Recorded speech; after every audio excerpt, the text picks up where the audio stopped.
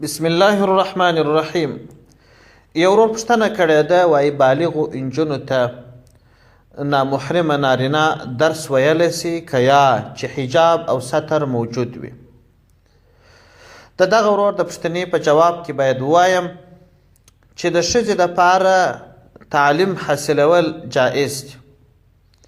عصري وي، ساینسي وي، هر علم چې وي د ښځې پر زده کړه منع نه ده راغله.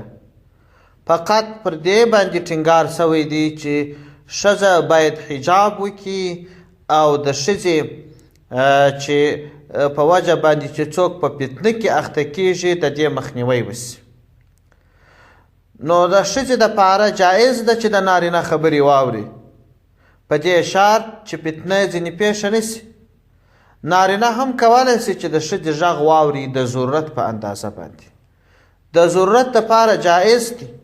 اوس نو دا نه ده معلومه چې څومره ضرورت دی، دا نو هغه ځای ته کتل کیږي، هغه ضرورت ته کتل کیږي. د هغه وروسته بیا کیدلی شي چې حجاب څنګه راغلی دی، ضرورت په کومه اندازه باندې دی، او که چیرې ضرورت نه وي نو بیا د دې څه فتنه پیښیږي. که حجاب نه وي بیا که ضرورت وي که نه وي جایز نه دی.